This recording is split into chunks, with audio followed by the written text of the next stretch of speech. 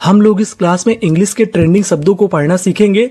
यानी ये हमारे ऐसे शब्द हैं जो कि आपको पढ़ने आने ही चाहिए और आपको इनका हिंदी मतलब भी पता होना चाहिए। तो चलिए फिर हम लोग करते हैं शुरुआत। देखिए जो आपके सामने पहली मीनिंग है ये आपको काफी बड़ी और काफी कठिन लग रही होगी, लेकिन ये हकीकत में बहुत ज्यादा सरल है। मैं आपको एक तरीका बताता हूँ। अगर आपके सामने कभी भी कोई भी बड़ी मीनिंग आ जाए तो आप उसे कई टुकड़ों में तोड़ तोड़ के पढ़िए, आपको काफी आसानी मिलेगी। जैसे यूएन, इसे क्या पढ़ते हैं? अन। यूएन को पढ़ेंगे अन। आगे लिखा है सीओएन। सीओएन को हम लोग पढ़ते हैं कौन। क्या पढ़ते हैं? कौन। यानी आपको इंग्लिश में कहीं पर सीओएन लिखा मिले तो आपको पढ़ना है कौन। और आगे लिखा है एसटीआई, तो इसे क्या पढ़ेंगे? स्टी। क्या पढ़ेंगे? स्टी। एसटी को पढ़ते हैं स्टा और आगे आई है तो ई की मात्रा हो गई, तो मीनिंग क्या बनी?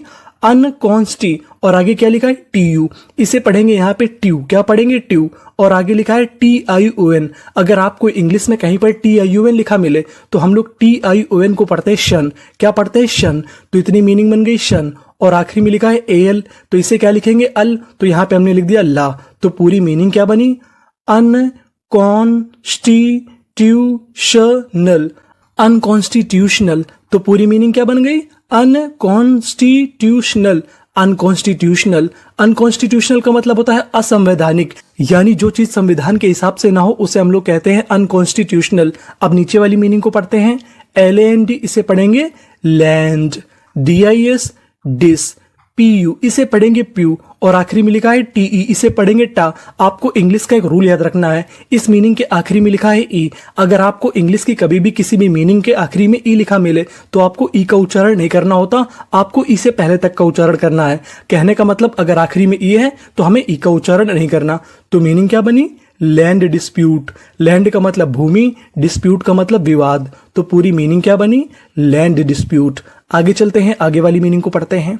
यहाँ पे लिखा है SUS। अगर आपको इंग्लिश में कभी SUS लिखा मिले तो आपको उसका उच्चारण करना होता है शस, यानी SUS को क्या पढ़ते हैं? शस। और आगे लिखा है TAI। आपको एक चीज और याद रखनी है, जो हमारा ए और आई होता है ये एक ही मात्रा का काम करता है, यानी आपको कहीं पर AI लिखा मिले एक साथ तो आपको एक ही मात्रा पढ़नी है।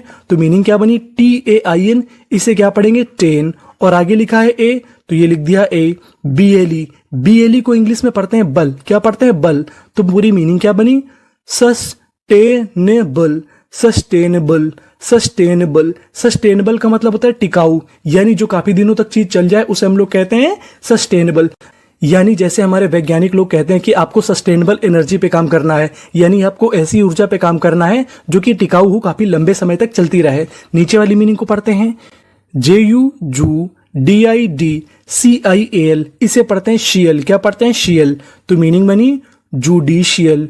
जुडिशियल। जुडिशियल का मतलब होता है न्यायिक।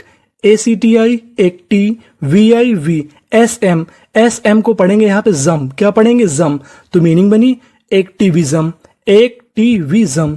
Judicial activism. जुडिशियल एक्टिविज्म का मतलब होता है न्यायिक सक्रियता, यानी आप कैसे न्याय में सक्रिय होते हैं उसे हम लोग कहते हैं जुडिशियल एक्टिविज्म। आगे चलते हैं। आपको यहाँ पे एक नियम याद रखना है, यहाँ पे आर हमारा 2 बार लिखा है। अगर आपको इंग्लिश की किसी भी मीनिंग में कोई लेटर यानी कोई अक्षर अगर 2 बार लिखा मिले तो आपको पढ़ना खाली 1 बार होता है। कहने का मतलब आर 2 बार है, पढ़ेंगे खाली हम 1 बार। तो इतनी मीनिंग बनी इरे। GU, इसे पढ़ेंगे ग्यू। क्या पढ़ेंगे? ग्यू। तो इतनी मीनिंग बनी इरेग्यू। LA, इसे पढ़ेंगे ले। क्या पढ़ेंगे? ले। RI, इसे पढ़ेंगे री। TIES, इसे पढ़ेंगे टीज। क्या पढ़ेंगे? टीज। तो मीनिंग क्या बनी हमारी? इरेग्युलरिटीज। इरेगुलरिटीज। इरेगुलरिटीज। इरेगुलरिटीज का मतलब होता है अनियमितताएं, यानी गलत चीजें। अब हम लोग नीचे वाली मीनिंग को पढ़ते हैं STE, इसे पढ़ेंगे ST। REO रियो। TYPE, इसे पढ़ते हैं टाइप। क्या पढ़ते हैं? टाइप। तो मीनिंग बनी स्टीरियोटाइप। स्टीरियोटाइप। स्टीरियोटाइप का मतलब होता है रूढ़िबद्ध धारणा, यानी जो चीज कई सालों से चली आ रही हो उसे हम लोग कहते हैं स्टीरियोटाइप। तो हमारी मीनिंग क्या बनी? इरेगुलरिटीज और स्टीरियोटाइप। आगे चलते हैं, आगे वाली मीनिंग को पढ़ते हैं PRE, इसे पढ़ेंगे प्रे। JU जू। प्रेजू।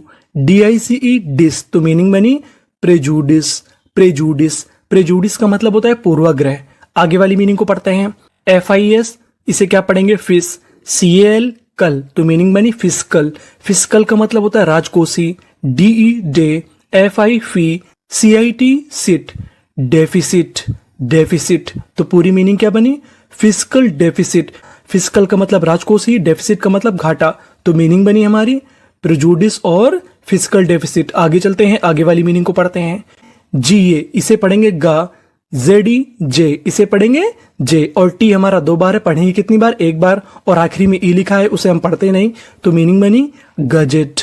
गजेट, गजेट का मतलब होता है राजपत्र। नीचे वाली मीनिंग को पढ़ते हैं। FUN इसे पढ़ेंगे फन, DA डा, फंडा, MEN मैन, TEL टल। तो पूरी मीनिंग फंडामेंटल। फंडामेंटल, फंडामेंटल का मतलब होता है मौलिक। तो मीनिंग क्या बनी? गजेट और फंडामेंटल। आगे चलते हैं, आगे वाली मीनिंग को पढ़ते हैं। DEMO इसे क्या पढ़ेंगे? डेमो। डेमो, GRA ग्रा, और आखिरी में लिखा है PHY। PHY को पढ़ते हैं हम लोग फी। क्या पढ़ते हैं? फी। तो मीनिंग बनी डेमोग्राफी। डेमोग्राफी, डेमोग्राफी का मतलब होता है जनसांख्यिकी। जनसांख्यिकी, तो मीनिंग क्या बनी? डेमोग्राफी। नीचे वाली मीनिंग को पढ़ते हैं। IN in, FIL fill, infill, TRA, TRA को यहाँ पे पढ़ेंगे ट्रे, और आखिरी में लिखा है TOR। OR को हम लोग इंग्लिश में पढ़ते हैं अर, यानी आपको इंग्लिश में कहीं पर OR लिखा मिले तो आपको पढ़ना है अर। तो मीनिंग क्या बनी? इनफिल्ट्रेटर। इनफिल्ट्रेटर, इनफिल्ट्रेटर का मतलब होता है घुसपैठिया। तो मीनिंग क्या बनी? डेमोग्राफी और इनफिल्ट्रेटर। आगे चलते हैं, आगे वाली मीनिंग को पढ़ते हैं। FA इसे पढ़ेंगे फै, CIC फैसी, LI ली, फैसी ली, TATE इसे पढ़ेंगे टेट, क्योंकि ई का उच्चारण करना नहीं। तो मीनिंग बनी फैसिलिटेट। Facilitate, facilitate.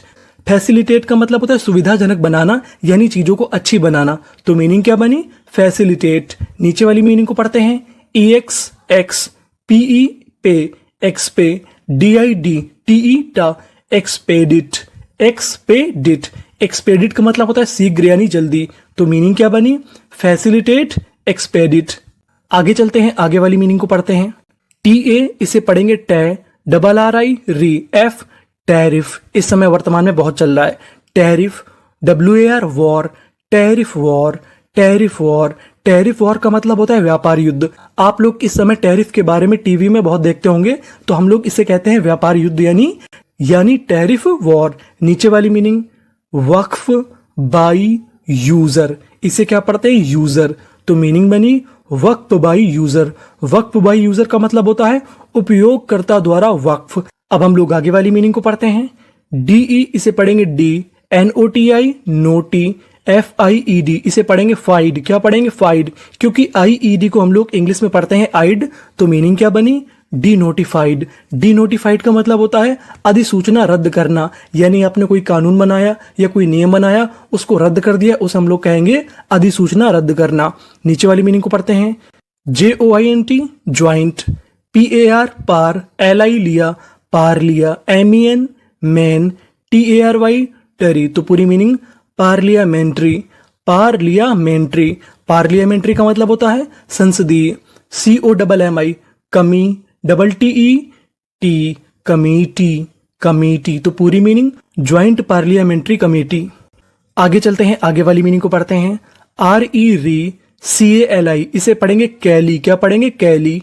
BRA ब्रे, TE टा। तो पूरी मीनिंग रिकैलिब्रेट। रिकैलिब्रेट, रिकैलिब्रेट का मतलब होता है पुनः आसंकित करना। नीचे वाली मीनिंग को पढ़ते हैं। AMEND इसे पढ़ते हैं amend, MENT amendment. Amendment, amendment का मतलब होता है संशोधन। तो मीनिंग क्या बनी? Recalibrate, amendment. तो ये थी हमारी इंग्लिश